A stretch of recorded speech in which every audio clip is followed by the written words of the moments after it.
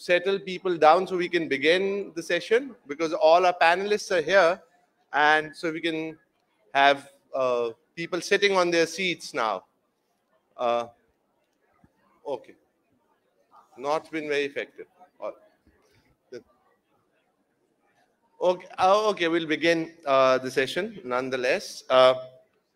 So today's session, the conversation that we have, the title of the session is The Need for a Constitutional Court.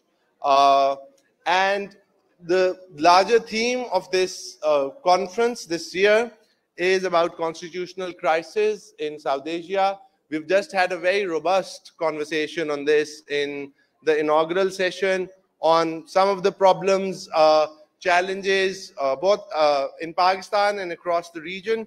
And in this session, we will attempt to perhaps narrow it down, have a more focused discussion on this. We have a very esteemed panel for this conversation.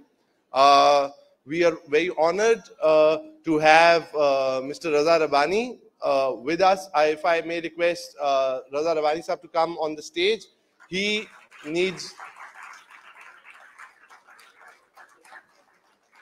Raza Saab needs no introduction. He has been a law minister, he's been the chairman of the Senate, but most importantly, Raza Saab over the past nearly 4 decades now has been one of the most vocal and articulate voices for federalism, for democracy, and we're delighted to have him here.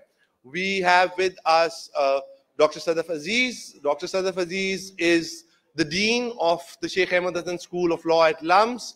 And she is a scholar of international renown, has recently published on the Pakistan Constitution a book.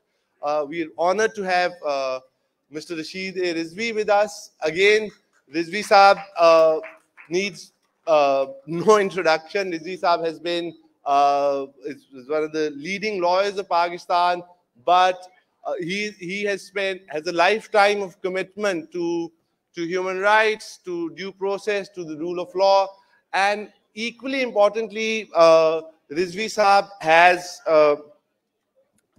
has been a participant and witness to the lawyers movement, but to much other political activities which would one hopes would inform this discussion today. Last but not least, we have Professor Antonio Martin from Barcelona. Again, he is a scholar who teaches constitutional law at the University of Barcelona, has an extensive experience in the field of comparative constitutional law, and we're very grateful to have him here. The format of this discussion, we hope, would be more of a conversation, but before we begin, I think if I may ask Raza Rabbani Saab, given the topic, given the subject, which is the need for a constitutional court, for him to give some opening remarks. I can preface it with some background, which is that in 2006, when the Charter of Democracy, a key moment in Pakistan's history, particularly recent democratic history, happened, and Raza Saab was an instrumental figure in that process. For the first time in recent history, we saw the demand that there needs to be a separate constitutional court. So a bifurcation between the functions of the Supreme Court as it functions as an appellate court, as a court hearing regular cases in a constitutional court. And we'll sort of, if Raza Saab in his remarks can also reflect on that and what has happened since. So I'll ask Raza Saab to open with his remarks.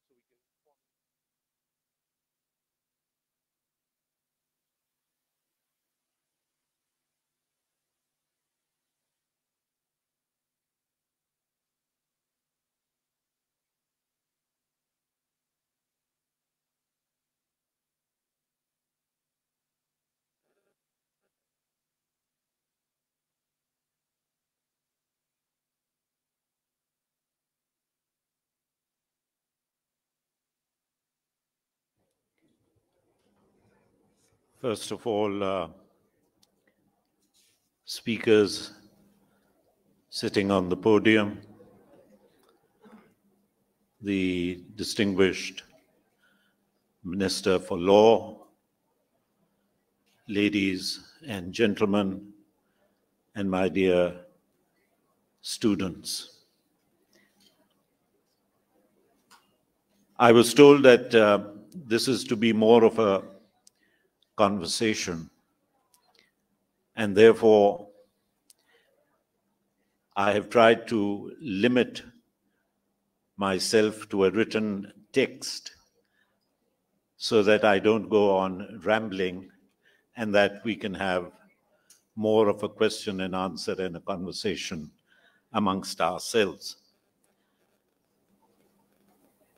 As far as the topic is concerned, I have always found that an engagement with the Constitution of Pakistan, 1973, is like being in love. And that is for the simple fact that there is never a moment without anxiety. The Constitutional Court, as you all know, is an exercise is a special court that exercises only the power of constitutional review. The system was introduced by the Austrian scholar Hans Kelsen and is founded in the European states such as Austria, Germany, Italy, Spain, and its influence has also carried to Colombia, Russia, the Republic of Korea, Turkey, and Taiwan. The motivation in establishing the Constitutional Court is to create a strong and specialized judicial type of a body capable of enforcing a new constitution or a new constitutional deal. What is more important is that the court is also empowered to decide on abstract questions. For example, it may have the power to examine the constitutionality of a law even before it is passed by Parliament. And I would like to lay emphasis particularly on this issue. The following and collectively are the powers that may be exercised by a constitutional court. Number one, constitutional drafting jurisdiction, that is, controlling the Constitution itself. Number two, judicial review of legislative acts, controlling the legislature. Number three, jurisdiction over officials and agencies, controlling the executive. Number four, jurisdiction over political parties and elections, controlling elections. It is not simpliciter, a court that adjudicates on constitutional disputes, but has wide-ranging implications. A reference was made to the Charter of Democracy, and yes, it is a fact that in the Charter of Democracy, it was stated that a constitutional court would come into existence. But then at the time, when we were drafting the 18th Amendment, and which was an extensive period of time, something like over 9 months, during that period, an extensive discussion was held on whether a constitutional court, as envisaged by the Charter of Democracy, was needed or not. And we came to the conclusion at that time that at least for the moment, a constitutional court was not needed. And the reason for that being the complexity of the powers that are flowing from a constitutional court. Number two, An additional structure was to be added to the federal judiciary, with already the Federal Shariat Court and the Supreme Court. It was in our mind to do away with the Federal Shariat Court. But unfortunately, because we didn't have the numbers in terms of a two-third majority, without the religious right supporting us, and then they brought in question the entire 18th Amendment, had any of the Islamic provisions in the Constitution be touched. Therefore, we were compelled to continue with the present structure. Number three was the volume of work. It is today that one finds that there is a spat of constitutional issues that are being raised in courts. But in normal course, if governments are running according to the Constitution, and if the system is functioning, then the quantum of work would not justify a court.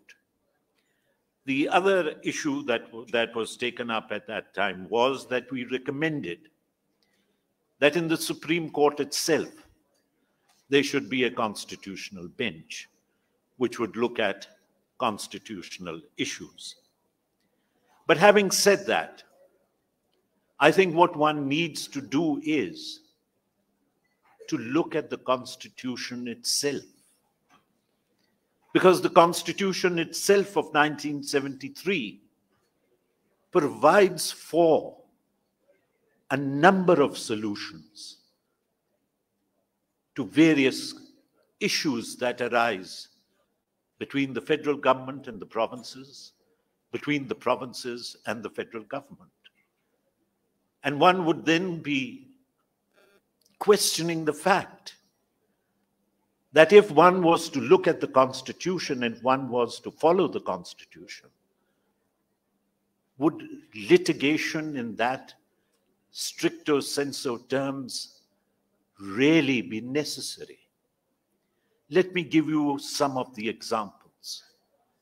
For example, if you look at Article 152 of the Constitution, which deals with acquisition of land, if there is a dispute that arises between the federal and the provincial government, the Chief Justice of Pakistan is to appoint an arbiter. Number two, if you look at Articles 153 and 154 of the Constitution, you have the Council of Common Interest, and that in which a provincial and the federal government are represented. And if there is a dispute, or if one of the parties, that is the federal government or the provincial government, is not in agreement with the decision of the Council of Common Interest, then it can take that decision to a joint sitting of Parliament, whose decision would be final. Similarly, if you look at Article 157 of the Constitution, which deals with electricity, and should a dispute arise between the federal government and the provinces, it is to be referred to the Council of Common Interest. Similarly, Article 156 of the Constitution, priority of requirements of natural gas. This matter, in any case, falls within the domain of the Council of Common Interest. Article 159 of the Constitution, broadcasting and telecasting. In case of a dispute between the federal and the provincial governments, the Chief Justice is again to appoint an arbiter. But here we have moved an amendment in the Senate that since it is a matter which concerns the Federation, therefore instead of the Chief Justice, it should be the Senate which appoints the arbiter. So that amendment is still pending. Article 161 of the Constitution, it deals with natural gas and hydroelectric power. The article provides that the net profits are to be calculated on a formula which is to be determined by the Council of Common Interest. In Article 184 of the Constitution, 1973, the original jurisdiction of the Supreme Court deals with disputes between two governments. Article 186 of the Constitution, the executive may refer a question in the advisory jurisdiction of the Supreme Court. But having said that, and why have I gone to taxing you and walking you through the Constitution? I have to say with a great deal of respect and with a heavy heart that since 1947 till today, there has been a historical nexus in the power equation between Pakistan's establishment and the judiciary. This power equation, which is dominated by Pakistan's establishment, at convenience picks up stakeholders to join them in perpetuating their power, to join them in the exploitation of the resources of the provinces. And therefore, we have found that at different times, military takeovers have been given a legal cover. We have found that after the military takeover is over, yes, you may have a judgment calling a person a usurper.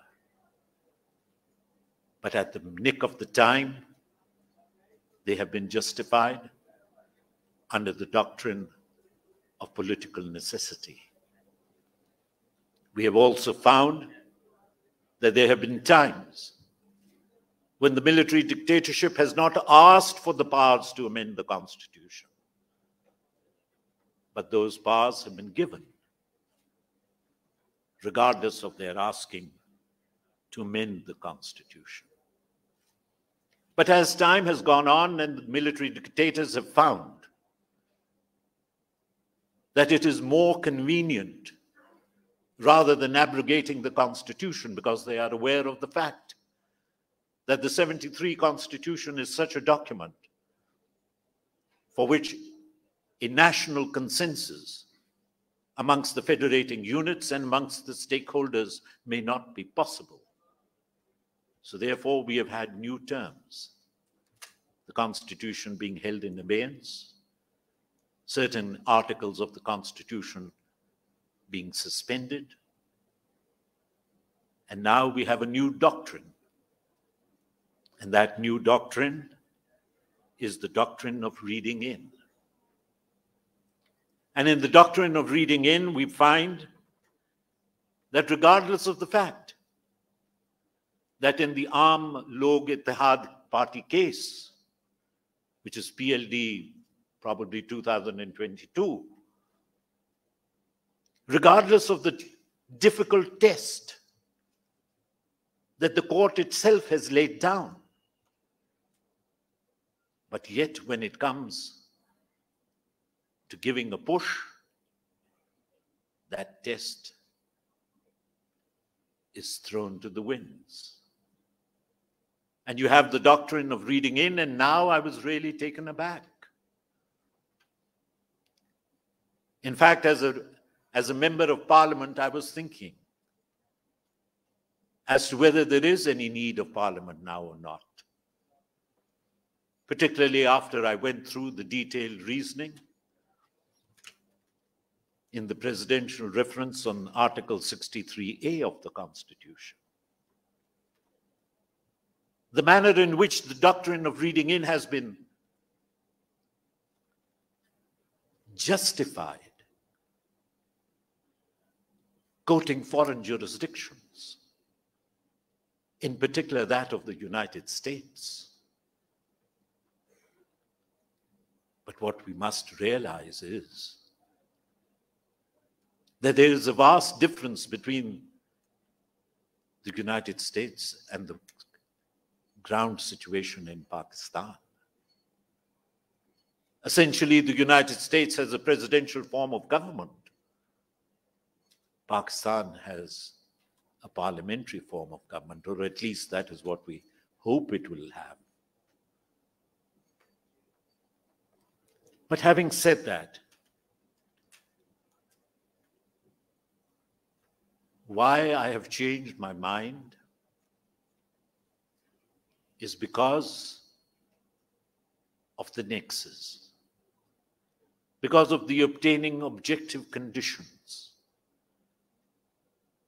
What in actual fact is needed is for all of us, including myself, and I include myself as number one. What is needed is a change in the mindset. Until and unless we change our mindset, we can have no matter what type of legislation, but it will end up at naught. You can have no matter what type of courts, but if the mindset continues to be the same, then the net result would also be the same. In conclusion, I would just like to say this much, that I believe, and the Constitution so provides, that Pakistan is a federation. And after the 18th Amendment, Pakistan has become a participatory federalism. And in a participatory federalism, I think what needs to be done is we need to go back. We need to go back to the Government of India Act 1935, when the Supreme Court was known as the Federal Court. I think it would not be a bad idea, if the Law Minister is here, if it would now once again, keeping in view the federal character of the state, if it was to be called as the Federal Court. And while calling it a Federal Court, I would also stress that being a federation, we must keep in mind that there is representation, if not equal, but then there is representation on the bench in terms of the provinces. We must also bear in mind that while keeping this one issue of the provinces in mind, the criteria must also be laid down to the appointment of judges, in which seniority should be paramount. And I think that once there is a change in the mindset, then of course one can revisit the question, according to me, of whether a constitutional court is required or not. Thank you very much.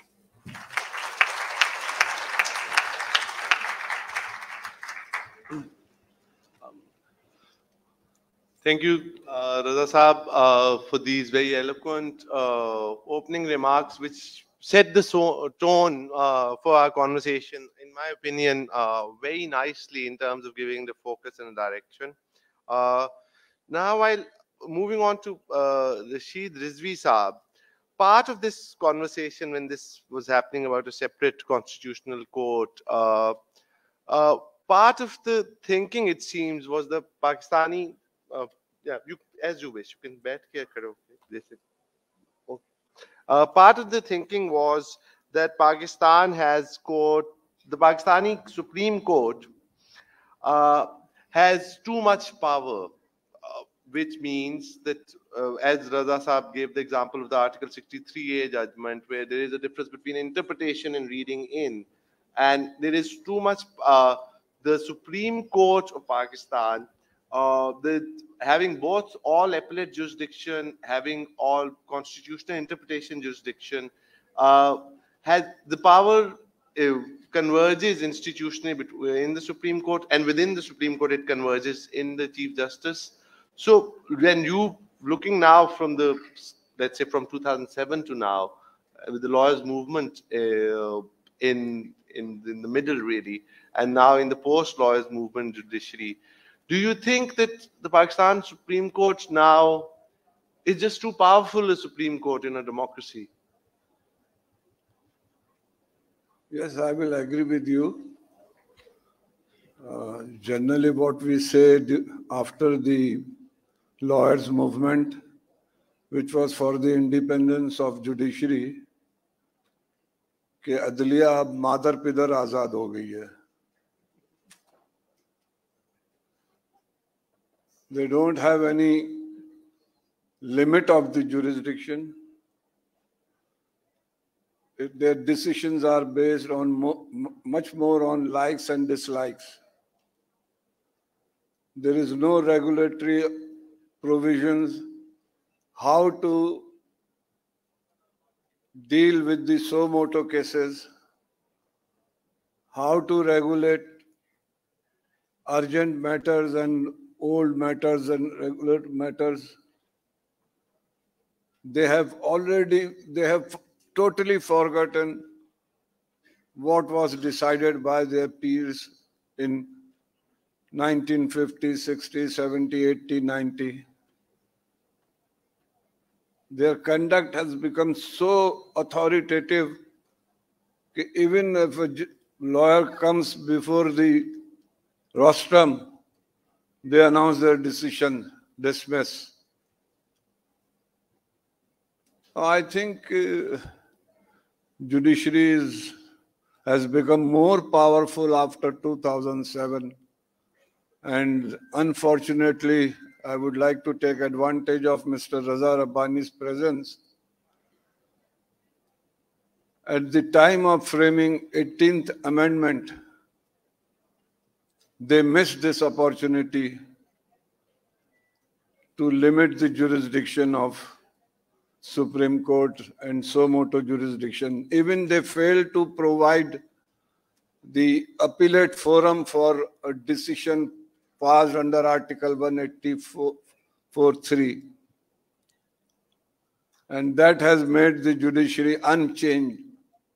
They have become absolute power. And now after the recent decision of judges, all suo motu matters is to be dealt with by the Chief Justice Pakistan. He has become more authoritative.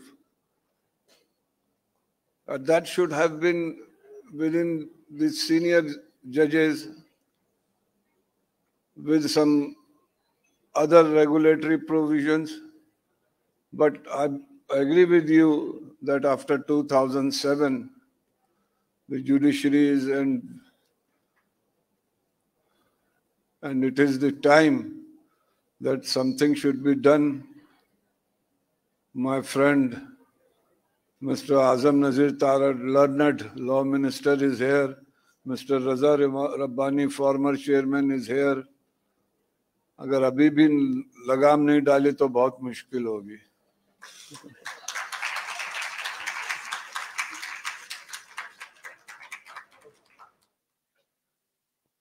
Okay. Thank you, Rizvi Saab.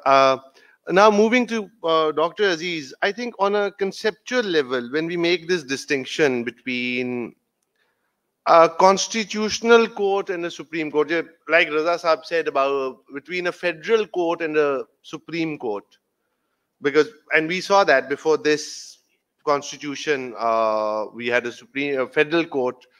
What at a practical level, how even if we were to make a constitutional court, what would that entail? I mean, what how would that, because in Pakistan, the high courts are constitutional courts.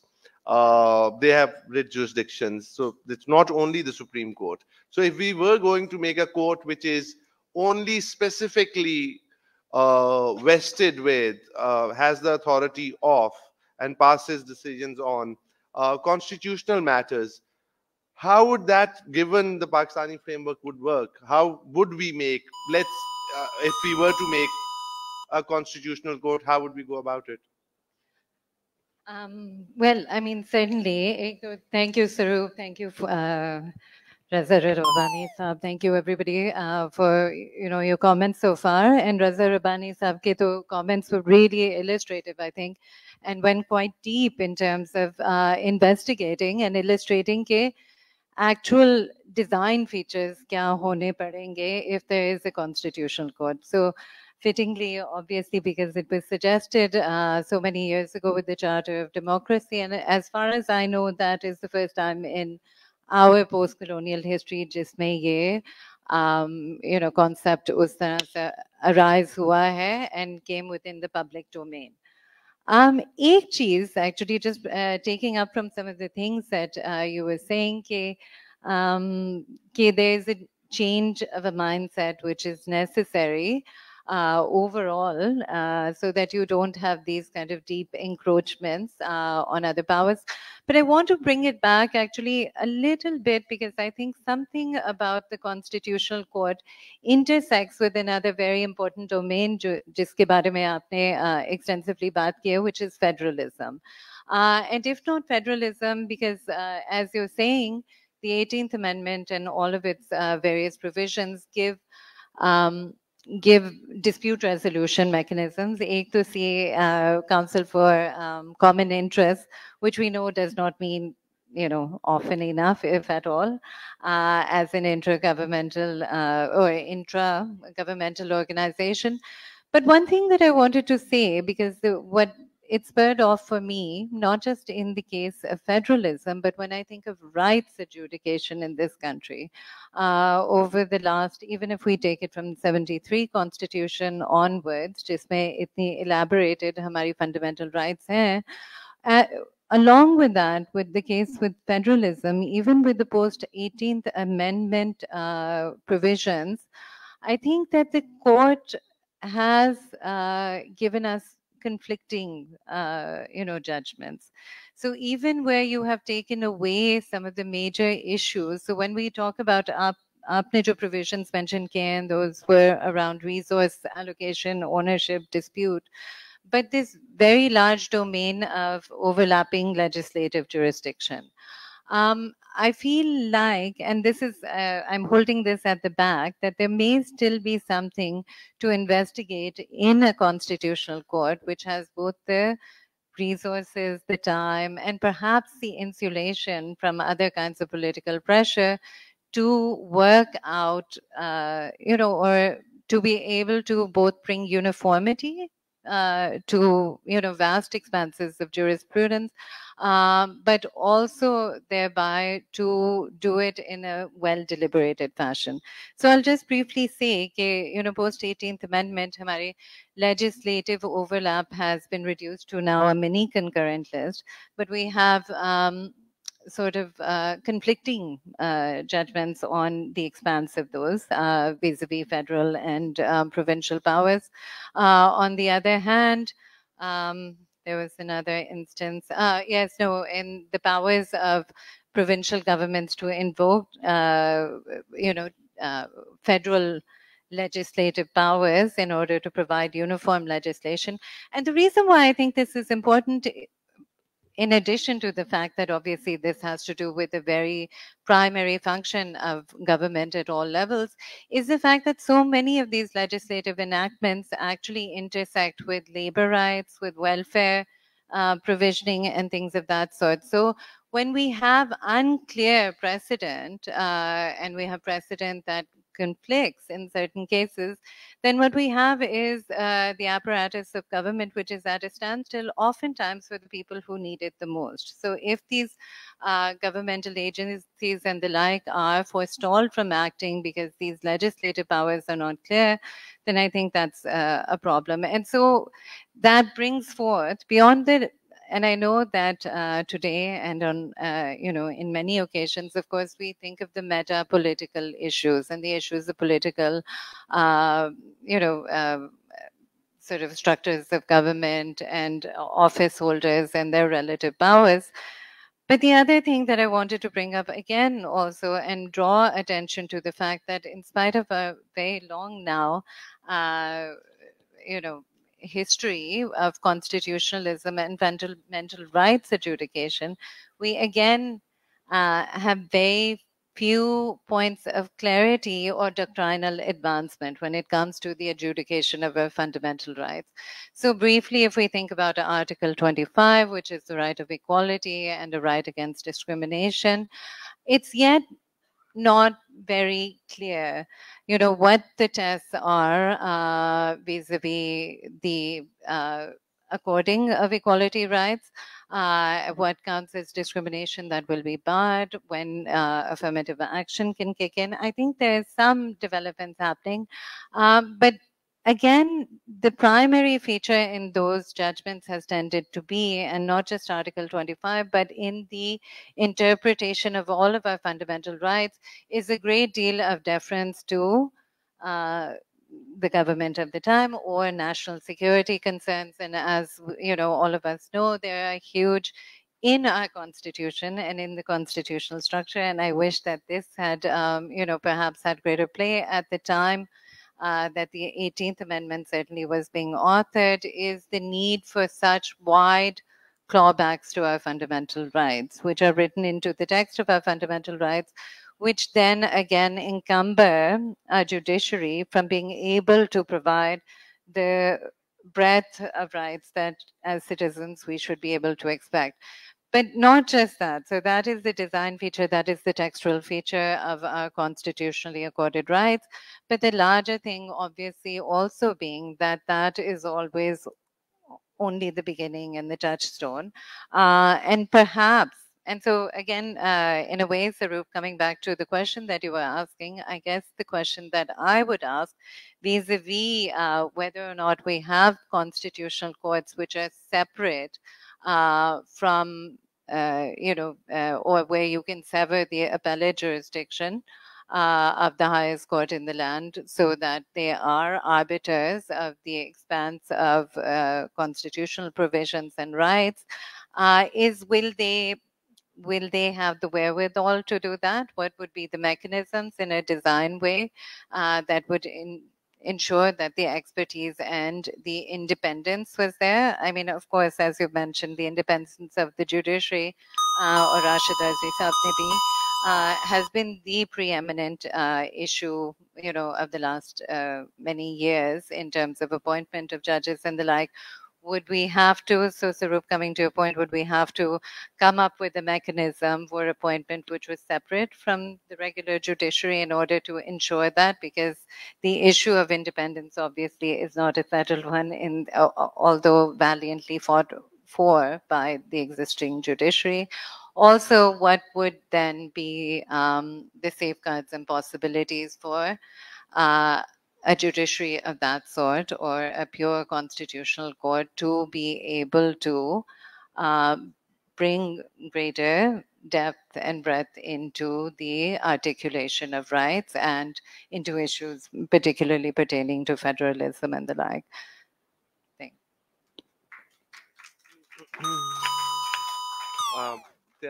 Thank you, Dr. Aziz.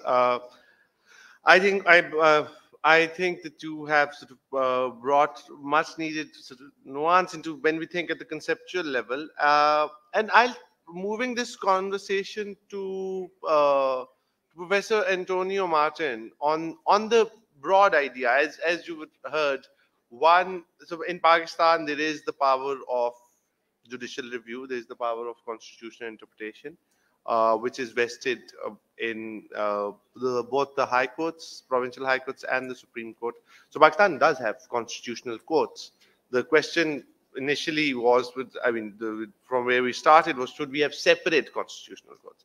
But in Pakistan, it's complicated because, you worked on researched on constitutional law, comparative constitutional law, and the idea of constitutional courts is to be counter-majoritarian institutions, to be institutions which, essentially, amongst other things, is a check on democracy is that we're.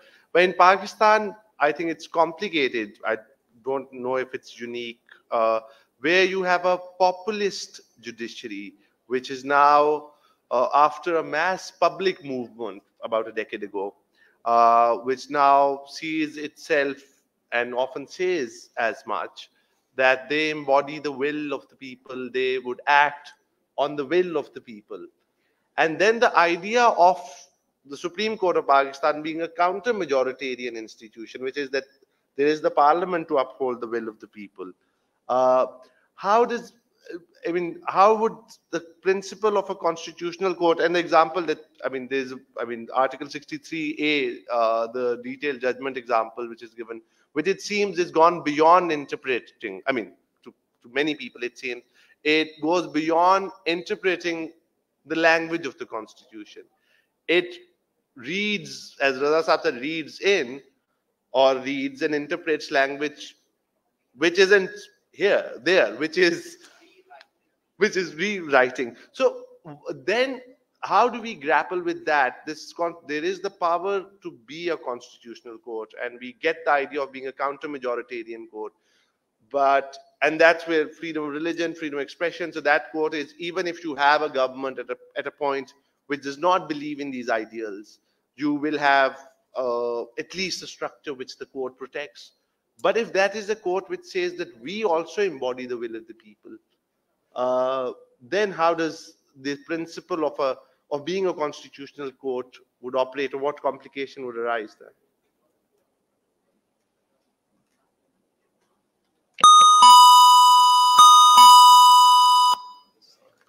No, I don't know if you. All right. Can you hear me? It's working, I think. It's working? It is. No, it's not working. Okay. It's fine. I take this. Well, thank you. Thank you very much, Sarup, for the question. To start with, well, I'd like to thank, of course, the AGHS, the Jahangir family, for the celebration of this event. And also, I want to thank the Spanish Embassy for participating in this event and for having brought me here, or told me that this event was taking place. For me, it's really an honor to come to Pakistan, which is a country that, left the world in awe in 2007, 2008, with the lawyers' movement, 2007, right? 7, 8. There was really a moment of big emotion in the legal community worldwide.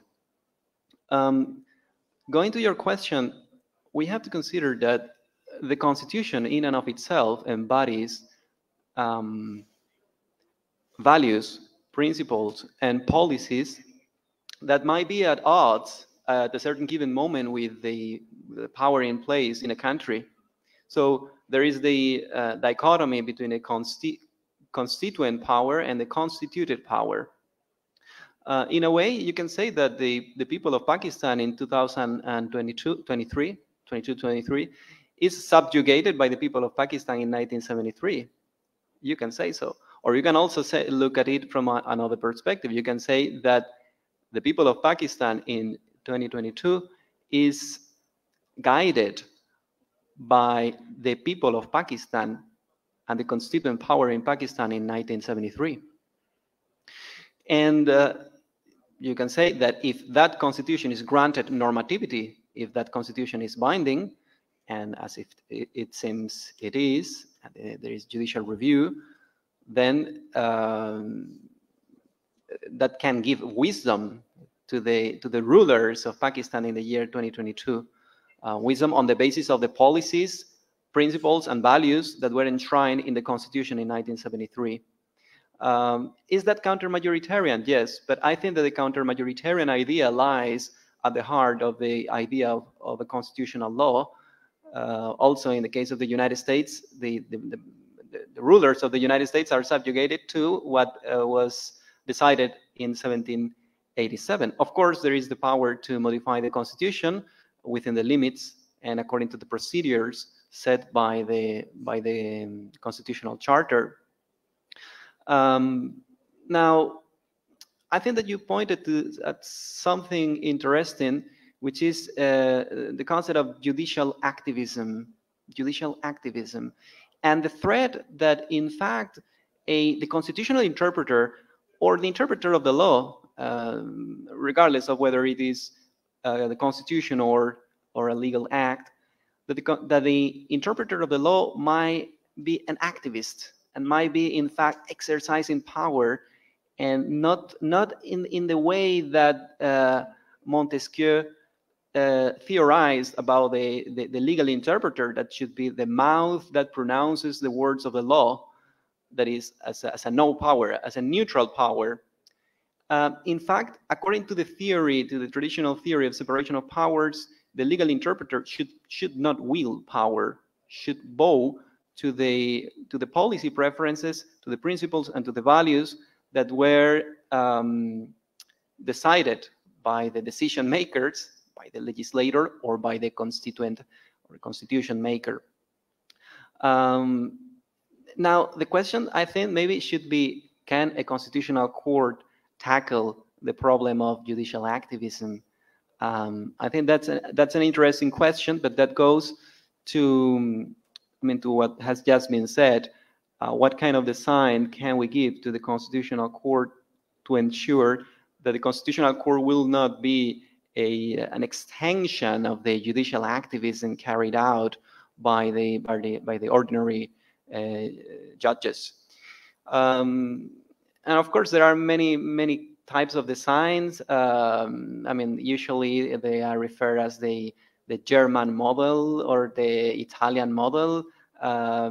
Basically trying to bring consensus as to the appointment of the judges, granting tenure to the judges. In the case of the United States, judges have a mandate, a term for life. And in the case of other countries, their terms might be non-renewable. I am optimistic regarding the prospect of a constitutional court as a way of addressing judicial activism if the constitutional court is well designed. We've been discussing here, Mr. Saravana Muttu this morning mentioned something. He mentioned that there is a cultural factor that might go on its way regardless of what the institutions are. I personally think that statement should be nuanced. I think that, in fact, institutions can shape cultures.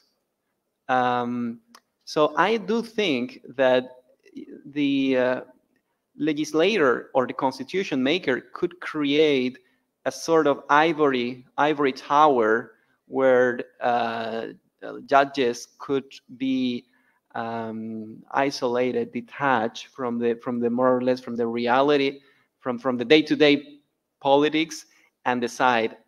I know that it's a little bit of a utopian thought, but I have faith in it, and I think that with the proper institutional design, if we make sure that the constitutional court is not politicized, by instance, granting this kind of tenure guarantees.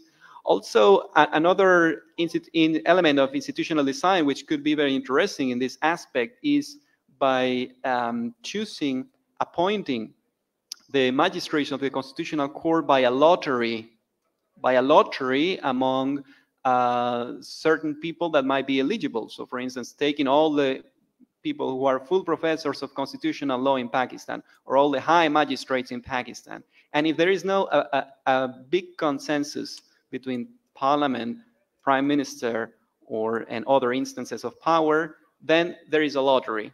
So to avoid that there is an institutional gridlock that might be very prejudicial for the constitutional architecture.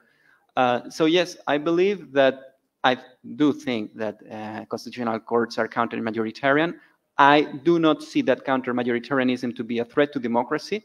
One thing is majoritarian democracy, another thing is the consociative democracy. There are different ways of conceptualizing democracy, and counter-majoritarianism does not go necessarily against democracy. And I think that a constitutional court can tackle the problem of judicial activism. But I think that for that, we need, of course, to pay a great deal of attention to institutional design and to carry on a reform that is that pays respect to, well, to the lessons that have been experienced in other countries. So for that, I think that we need more events like this and more sharing of experiences. Thank you.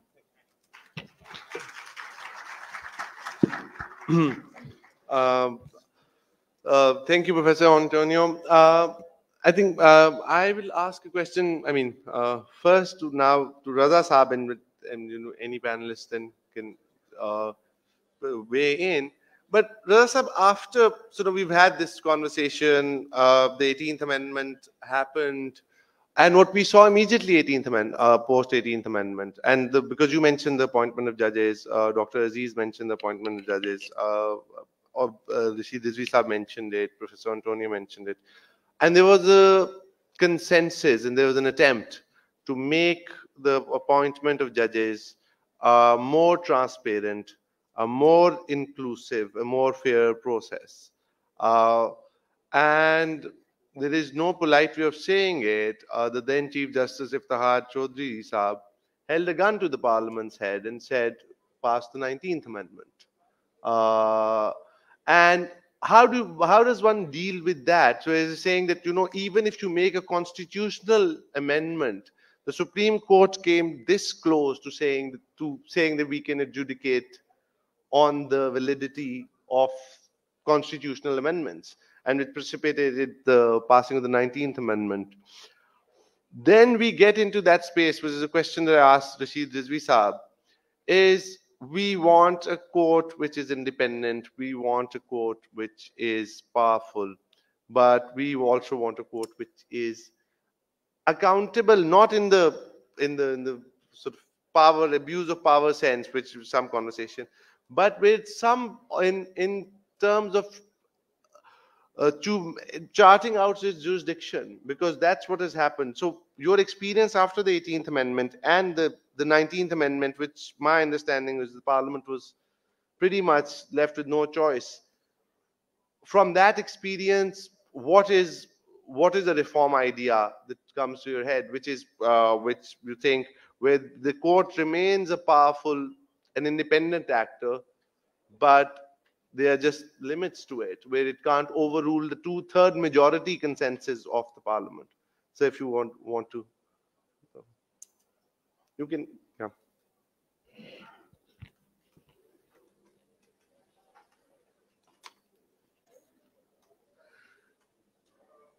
You have put a rather difficult question, but I'm grateful to you. You have said a lot of things which I may have been chary in saying for the simple fact that I have to go back on before the bench also. So I'm grateful on that aspect. But coming back on a more serious note,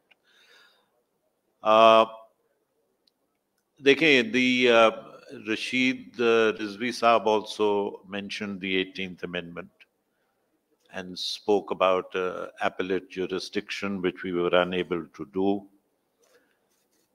There were so many things that we wanted to do in the 18th Amendment, apart from the federal character of the Constitution. But there were certain political limitations. And I think those limitations were amply demonstrated when the 18th Amendment came, and we were then forced to do the 19th Amendment.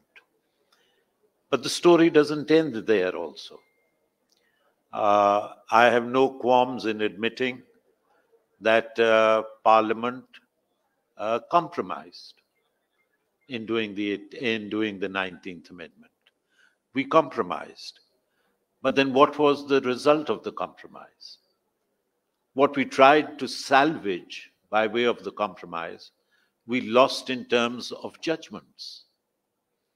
The 19th Amendment was also whittled down by petitions being filed and judgments coming, and some of the tone and tenor of the language of those judgments in the manner in which they treated Parliament is still a part of the various PLDs in which they are housed.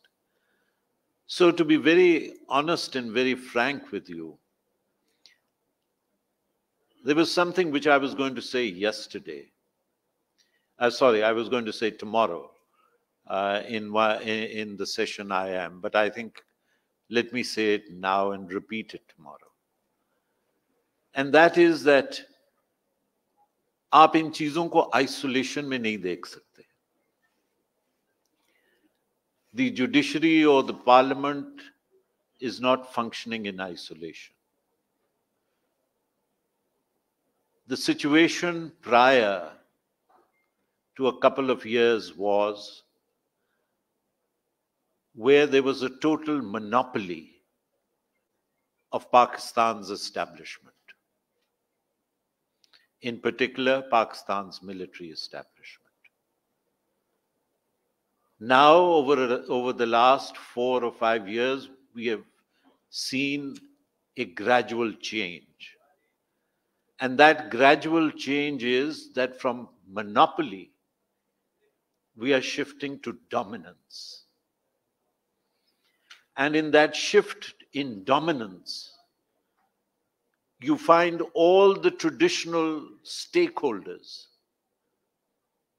who were supporting the monopoly now scuttering around trying to find their own place.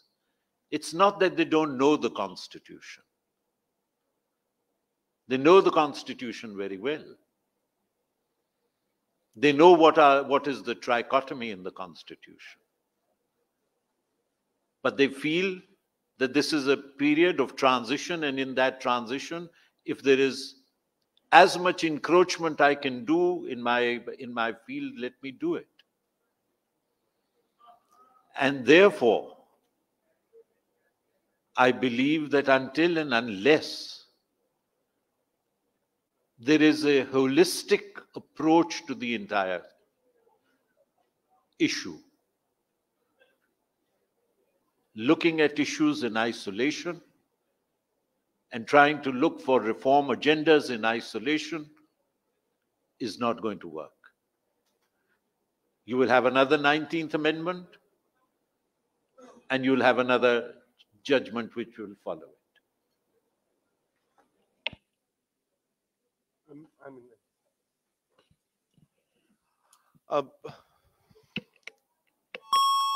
And this is me. I think this is not how it turns on. This is how bell. Okay. Okay. Thank you, Raza Saab. I think the conversation, the topic is a large one, and things that need to be said on this are many. And what we hope to, of course, do with this conversation was to at least highlight some of the complexities, not come up with solutions, because the Pakistani constitutional problems are many.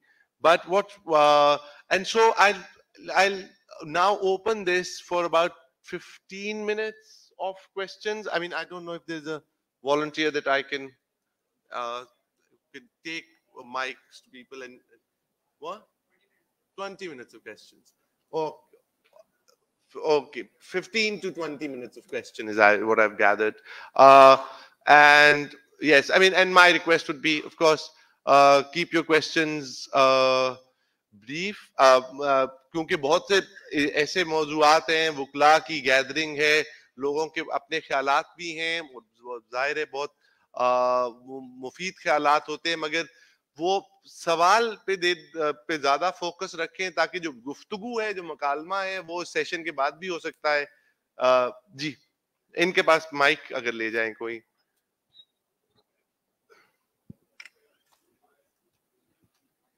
Thank you very much, Sarup. Thanks a lot for giving me the chance. I am Nasser Javed Ghumman, Advocate Supreme Court and Deputy Attorney General.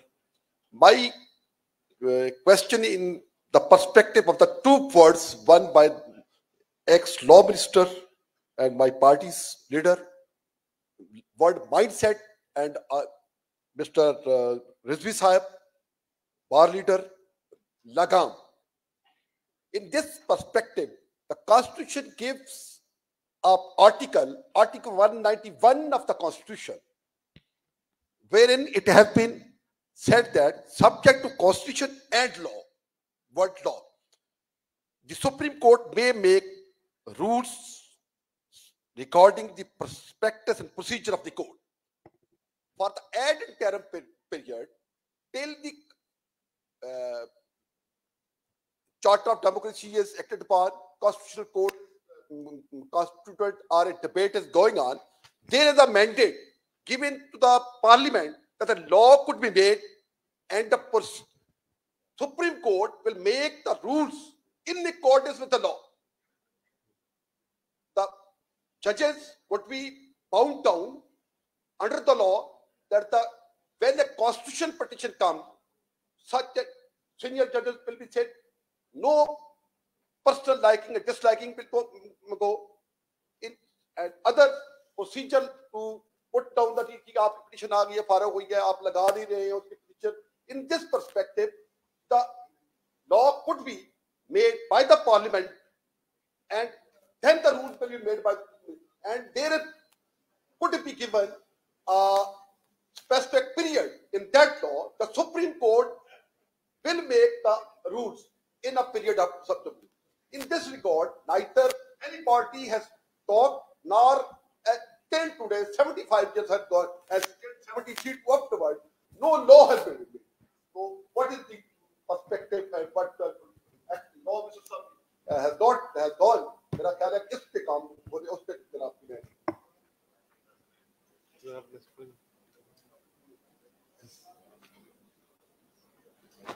جی آپ کا شکریہ. میرا خیال ہے اس کا میں آپ کو بالکل مختصر سا جواب دوں. آپ نے بالکل درست فرمایا کہ آرٹیکل 191 آئین کے اندر موجود ہے, لیکن جتنی بھی پارلیمنٹس آئی ہیں, اور اب میں کسی ایک سیاسی جماعت کی بات نہیں کر رہا, میں اپنی جماعت کو بھی اس میں شامل کرتا ہوں, جتنی بھی پارلیمنٹس آئی ہیں وہ کمپرومائز پارلیمنٹس آئی ہیں, اور ان میں اتنی ہمت نہیں تھی کہ وہ ایک ایسا قانون جو ہے وہ پاس کریں جس سے they would be seem to be rubbing the judiciary on the wrong side. لہٰذا اس کی وجہ سے پارلیمان کے اندر یہ قانون جو ہے وہ پاس نہیں ہوا, اور مجھے ایسی کوئی آئندہ بھی ایسی کوئی امید نظر نہیں آ رہی کہ بہت جلد ایسا قانون جو ہے وہ پارلیمنٹ لے کے آئے گی. جہاں تک آپ کی یہ بات ہے وہ بالکل درست ہے. جو ابھی اتنی کنٹروورسی چل رہی ہے ججز کی اپوائنٹمنٹ اور اس کے اوپر, اس پہ ایک قانون آ سکتا ہے جو براڈ پیرامیٹرز کو سیٹ کرے, اور سپریم کورٹ پھر اپنے رولز اکارڈنگلی مرتب کرے. لیکن جیسے میں نے آپ سے عرض کیا کہ میں نہیں سمجھتا کہ پارلیمنٹ اس وقت اس حالت میں ہے کہ وہ کوئی ایسا قانون لائے. موجودہ پارلیمنٹس جو پچھلے 4 سالوں سے آج دن تک چل رہی ہے, یہ ٹوٹلی ریڈنڈنٹ پارلیمنٹ ہو چکی ہے.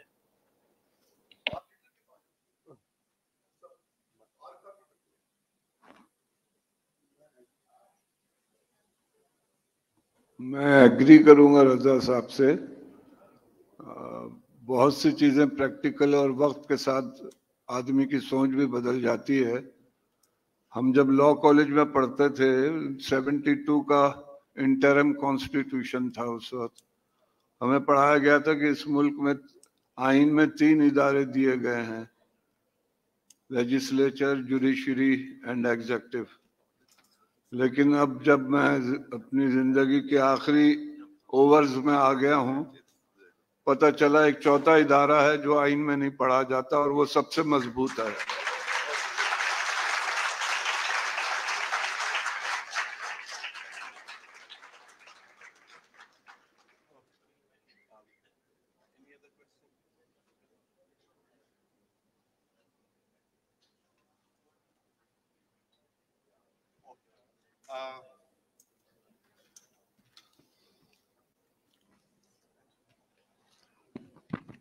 Thank you.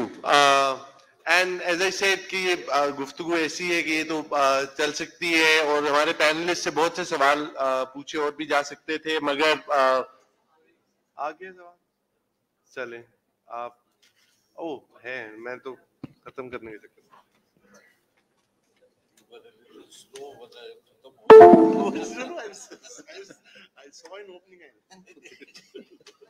جی میرا کوشچن ہے کہ ہم بات تو کر رہے ہیں کہ جو کانسٹیٹیوشنل کورٹس ہوں گی، لیکن ہمیں نہیں لگتا کہ اگر ہم کانسٹیٹیوشنل کورٹس کا کوئی بل پارلیمنٹ لے بھی آتی ہے اور it will be followed by a Supreme Court judgment, کیونکہ کوئی بھی اپنی ادارہ پاورز جو ہے ان کو آگے ویسٹ کرنے کو تیار نہیں ہے، تو ہمیں نہیں لگتا اس سے پہلے کہ independence of judiciary in it self کے جو اپوائنٹمنٹ آف ہائر جوڈیشری ہے، لائک سپریم کورٹ میں ایلیویشن ہے، اس پہ پہلے فوکس کیا جائے تاکہ جو سپیریئر ہے کسی بھی جو ہائی کورٹ کا جو چیف جسٹس ہے ہی ول بی ایلیویٹڈ.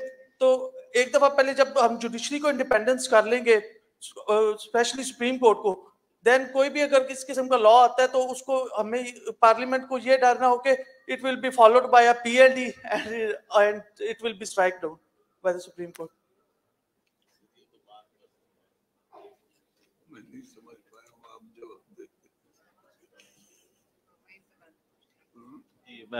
میں آپ کی سوال پوچھا کیا؟ آپ دے بات کیا سوال تھا آپ کا بیٹا؟ یہ تھا کہ کانسٹیٹیوشنل کورٹ سے پہلے جو ابھی موجودہ کورٹ ہے اس کو انڈیپینڈنس اٹ سیلف کے ان کی جو ایلیویشن ہے، ٹھیک ہے، اس کو انڈیپینڈنٹ کر دیا جائے کہ جو سپیریئر ہے وہ ایلیویٹ ہو، بجائے کہ یہ پک اینڈ چوز، اور جو کہ پچھلے کافی عرصے سے ہم فیس کر رہے ہیں کہ جب یہ ایلیویشن کا مسئلہ آتا ہے تو کافی زیادہ. بالکل آپ صحیح کہہ رہے ہیں، سینیورٹی کا رول فالو کرنا چاہیے، اور یہی آپ کی پاکستان بار کونسل کا بھی سٹینڈ یہی ہے، تمام بار ایسوسیشن کا سٹینڈ یہی ہے. اور جہاں تک آپ نے انڈیپینڈنس آف جوڈیشری کی بات کی ہے، مجھے یاد آ رہا ہے انڈین سپریم کورٹ کے ایک جج تھے وینکٹ تارا میاں، انہوں نے ایک مشہور کیس تھا ہز ہولینس کیسوانندا بھارتی کیس، اس میں کہا تھا انڈیپینڈنس آف جوڈیشری کو ڈسکس کرتے ہوئے، it is inner strength of a judge. It is inner strength of a judge which ensures the independence of judiciary.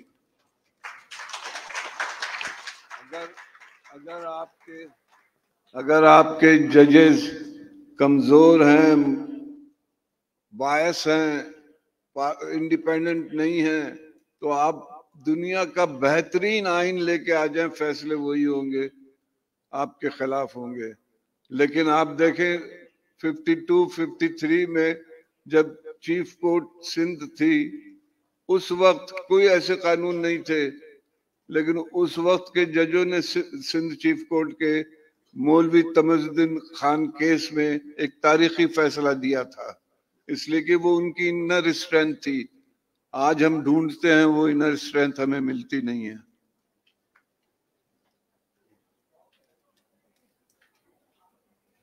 Shmimur Rahman Malik, a student of lawyer. My question is from Rashid Rizvi Saab. Sir, this is question, we are living in post-lawyers movement scenario now. What were the things you think that we missed, the Bar Association missed, or what were the things which were to be taken notice of by the judiciary, that our purpose of that lawyers movement was basically that rule of law, that the strengthening of constitution and democracy was to be strengthened, but we couldn't get those results from that constitution. And what do you think, because you were leading this movement from the front and we were just workers behind you, can you please guide us that what are the things, if in future some lawyers movement comes, and what should be our... I think that is the out of subject, beyond the subject. Okay, sir, I don't ask this question, sir. Subject out of syllabus आ गया, ये याद करके नहीं आया था मैं.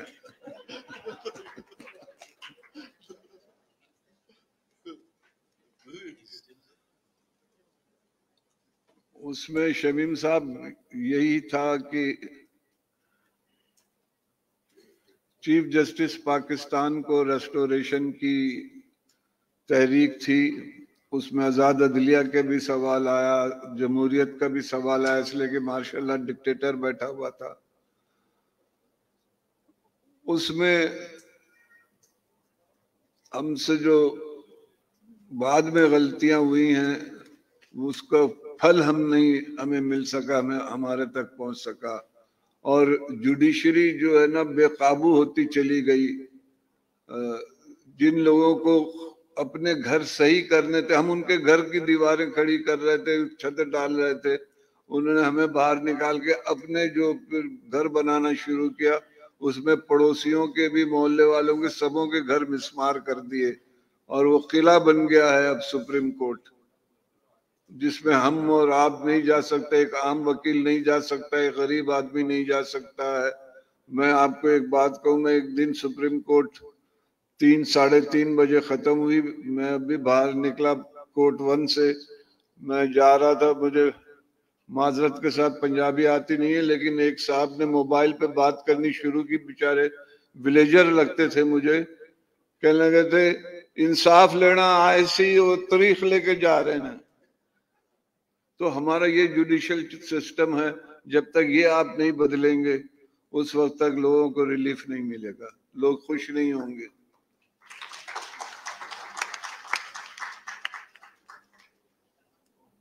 I think ये दो आखिरी सवाल करने, उसके बाद फिर बाकी सेशन के बाद. मेरा क्वेश्चन, अभी 2 अल्फाज इस्तेमाल हुए हैं, एक लगाम और एक चौथा अदारा.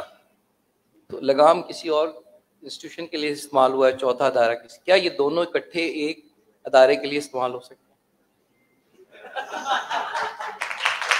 आपका सवाल में जवाब है. दिल तो चाहता है कि चौथे को भी लगाम दिया जाए.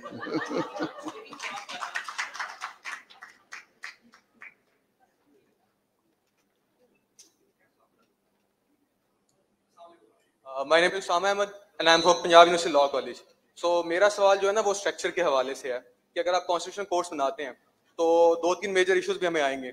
लाइक जो हाई कोर्ट है वो भी इस वक्त जो है वो फेडरेशन के जो कह लें कि जुडिशियल रिव्यू के मसले हैं वो हल करती है. तो अगर आप वो मसला भी उनसे ले लेते हैं, लाइक आप ओरिजिनल जुरिस्डिक्शन ले लेते हैं हाई कोर्ट से, तो वो मामला भी फिर सेंटर में आए, एक लड़ाई जो है वो स्टार्ट हो जाएगी. और जो दूसरे डिसीजन है, लाइक अगर हम फ्रांस वगैरह में देखें तो दूसरे इदारे लाइक ECB के जो होते हैं कि आप रेफरेंडम वगैरह करवाते हैं, और ये वाला काम भी जो है वो कॉन्स्टिट्यूशन कोर्ट्स करती है. ठीक है, तो आप बाकी एक पूरा एक फर्स्ट क्रिएट कर देंगे कि वो सारी पावर्स दोबारा रिलोकेट होंगी कॉन्स्टिट्यूशन कोर्ट्स के पास. और जो तीसरी मेन चीज़ है वो ये है कि जो इस वक्त पॉलिटिसाइजेशन ऑफ जुडिशरी है, इसके अंदर बड़ा कहा जाता है कि जनाब हमारा ट्रायल वगैरह किया जाता है मीडिया के ऊपर, तो उससे बचने के लिए अगर आप कॉन्स्टिट्यूशन कोर्ट्स बना रहे हैं तो क्या कहते हैं उसको किस तरह फिर मीडिया ट्रायल से बचाएंगे थ्रू क्या आप उसको नीचे से ऊपर लेके आ रहे हैं, तो उसको किस तरह जो है ना कंपेल करेंगे. तो ये 3 मेजर क्वेश्चंस हैं और स्ट्रक्चर के हवाले से हैं. देखिए, मैं आपको बताऊं कि जहां तक आर्टिकल 199 के सो मोटो जुरिस्डिक्शन की बात है, गुज़िश्ता 5-6 सालों में बहुत से फैसले इस पर आए हैं सुप्रीम कोर्ट के कि हाई कोर्ट्स को सो मोटो जुरिस्डिक्शन का इख्तियार नहीं है, अनलेस उनके पास आर्टिकल 199 की कॉन्स्टिट्यूशन पिटीशन है, वो तभी जुरिस्डिक्शन इन्वोक कर सकते हैं. رہا سپریم کورٹ یا کانسٹیٹیوشنل کورٹ کا تو آپ اور 100 کورٹ بنا لیں. میرا تجربہ یہ ہے کہ جب تک آپ کا جو لا ہے کانسٹیٹیوشن ہے، میں بالکل ایگری کروں گا میاں رضا ربانی صاحب کے ساتھ کہ یہ تمام کمپلیٹ ہے، سارے مسئلے کا حل ہے. جو چیز کی ہمیں کمی ہے وہ یہ ہے کہ جو امپلیمنٹ کرنے والے ہیں وہ کس حد تک انڈیپینڈنٹ ہیں، کس حد تک امپارشل ہیں، کس حد تک آنےسٹ ہیں، کس حد تک ہارڈ ورکنگ ہے. اب وہ 63A کی بات ہو رہی تھی، انہوں نے جو فیصلہ دیا ہے وہ ملزم کو پارلیمنٹیرین کو سزا دی ہے آفنس کمٹ کرنے سے پہلے. وہ اس کا آفنس اس وقت کمپلیٹ ہوگا جب وہ اپنی پارٹی کے خلاف ووٹ ڈالے گا، لیکن آپ اس کو سزا اس سے پہلے دے رہے ہیں اٹیمپٹ کی. تو اس قسم کے اگر اور کسی وجہ کی اور کسی بنیاد پہ انٹرپریٹیشن ہو رہا ہے کانسٹیٹیوشن کا تو آپ 10 اور کانسٹیٹیوشنل کوڈ بنا لیں. اگر مجھے ہی بننا ہے جج تو پھر تو یہی حالت رہے گی، امپروومنٹ تو نہیں آئے گی. If you want to add anything on the structure bit, جو انہوں نے بات کی کہ اگر بنائیں تو اور 199 کی اوریجنل jurisdiction ہم لے لیں ہائی کورٹ سے، تو how would that work in practice? اگر jurisdiction اس طرح سے لی جائے، ویسے تو I think فرق ماڈلس ہیں. So there is the possibility، ایک تو یہی کہ there are constitutional courts جس پہ صرف ایگزیکٹو ریفرل ہوتی ہے یا لیجسلیٹو ریفرل ہوتی ہے from the legislature prior to the passage of a bill or after the passage of a bill. I think that there are other ongoing cases ka only to the extent that a constitutional interpretation is required for the application of a law or rule. یہ ہو سکتا ہے. So I think it's not جب ہم structure کی بات کرتے ہیں it's not a zero sum or black and white game, right? So بہت سی gradations ہیں, possibilities ہیں, and I believe other guests here may have other things to say about what the possibilities for structural reform are. So but I think میں اس بات سے بھی agree کرتی ہوں کہ to have invested a greater amount of resources in all the levels of the judiciary may also have been, a way of achieving, obviously, the dispensation of justice in a more equitable fashion for everybody engaged. So, ye design, again, these are questions, but koi hard and fast rule nahi hai, and I think that obviously the possibility of tailoring these things exists.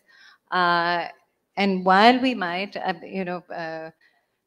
maybe our constitution has an answer to all of our ills, but to also be open to the possibility of redesign is also not a problem, because I think یہ اگر سوچا جائے کہ to fight extra constitutional powers that might compromise the integrity, independence, possibilities of interpretation within constitutional parameters, I think کچھ values کی بھی بات ہوتی ہے کہ against unitary interpretations, what are the ways in which we foster pluralism, and وہ ایک broader societal feature ہے. So I think if we keep in mind کہ ہم کون سی values پہ پہنچنا چاہتے ہیں, اس میں there is a role for constitutional redesign or tinkering as well, possibly. لیکن obviously the political fallout of that is much more extreme. Thank you. I think we're running out of time because they need the hall.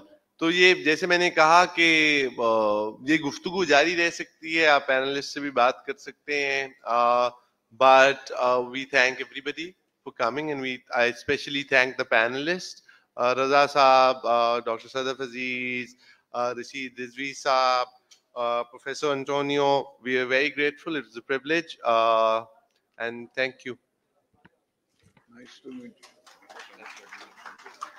You know everything. Top lawyers, and he was the lawyers movement that he was talking about. Rajisha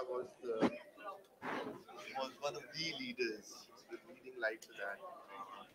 Dr. Aziz is the dean of Yams Law School. Raza Saab is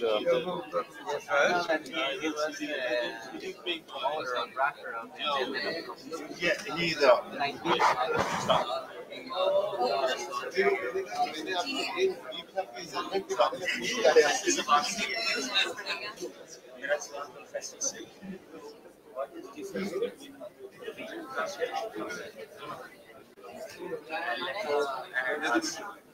Any idea about the left?